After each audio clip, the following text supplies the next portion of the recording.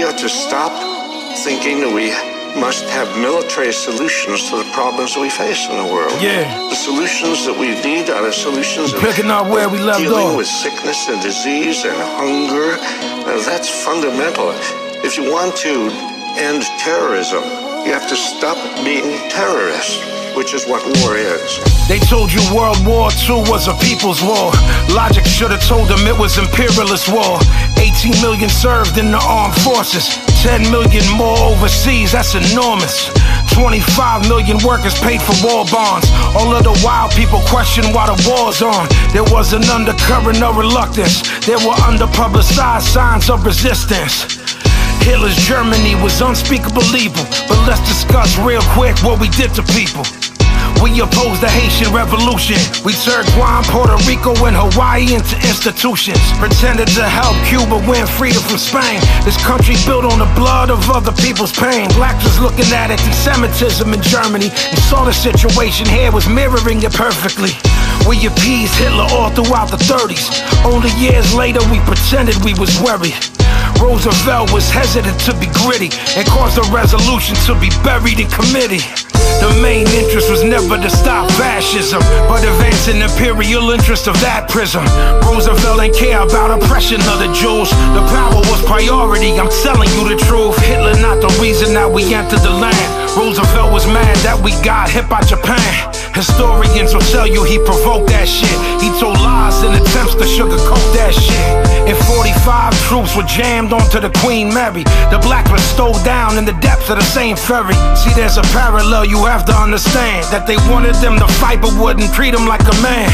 Industrial mobilization had a few divided. The economic royalists denounced and derided. The irony of victory was heavily priced. The war ended, 3 million men was in strike. It's no peace in the world of capitalism. Nazi eugenics, economic rationalism. The lesson was that war solved problems of control, regardless if it causes any problems for the soul. The black revolt in the 50s came as a surprise. It shouldn't have after we took so many of their lives. You can't erase the memory of an oppressed people. Reparation doesn't make it any less evil. Some black folks joined the Communist Party. Richard Wright spoke of disillusionment with the party. The party was accused of exploiting black people. Angelo Herndon felt everything was equal. He was arrested, then convicted for insurrection. How the fuck it's insurrection? I call it dissension. Gave him 5 years when all he wanted was protection. There was other black men that made the same connection. Benjamin Davis defended Herndon as a savior. Then Paul Robeson, he only magnified the danger.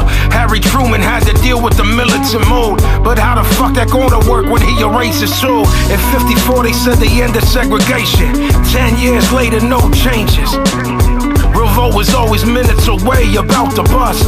Rosa Parks refused the black section of the bus. The Freedom Riders were spreading across the nation and went to jail for marching and fighting discrimination. FBI stood by, Justice Department stood by, while civil rights workers were beaten, they just stood by. 3 civil rights workers, 2 black and 1 white, arrested in Philadelphia, Mississippi one night. They were released, beaten with chains and shot to death. There were arrests made, but it was not confessed. The national government remained silent. The president wouldn't defend blacks against violence.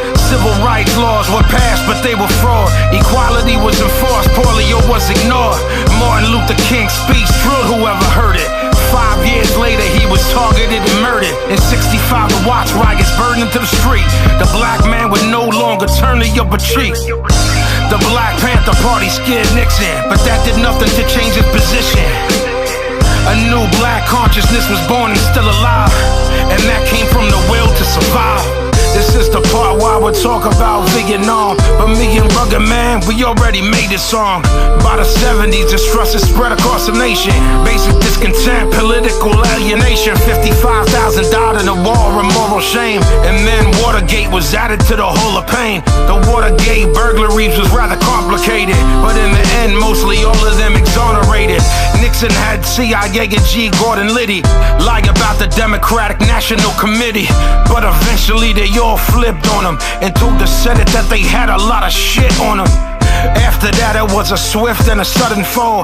Nixon resigned before they could impeach the ball. They got rid of Nixon, but they kept the system. His foreign policy still remains in position. corporate interests still remained in position. His closest advisors remained in position. Vietnam, recession, and unrest all adds up to a motherfucking mess. After Watergate in Vietnam, there was a deep economic insecurity in this world of ours. Environmental deterioration took its toll. A cultural violence and broken families took its toll. Problems couldn't be solved without bold changes, but no major party candidates proposed changes. American political tradition held fast. Urban communities turning into hell fast.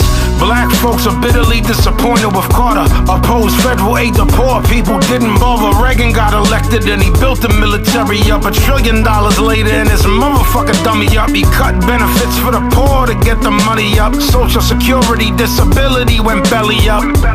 Unemployment grew in the Reagan years. 30 million people unemployed in the Reagan years. Welfare became an object of attack, especially if you was Latino or you was black. I'm just scratching the surface of what was wrong. We'll pick the conversation up in the next song. To be continued. You can't be neutral on a moving train, I told y'all before. You can't believe everything that your teacher tell you. Who was your teacher? Your teacher just learned what they was taught. How do you know what they was taught was correct? Yeah, I mean, dig into the real history of this country and the fact that it was built on blood. For a third time, but for now I'm just blessing y'all with this one, a continuation of the first. You can't be neutral on a moving train. Pazienza. Howard Zinn, thank you for teaching the people. Rest in peace.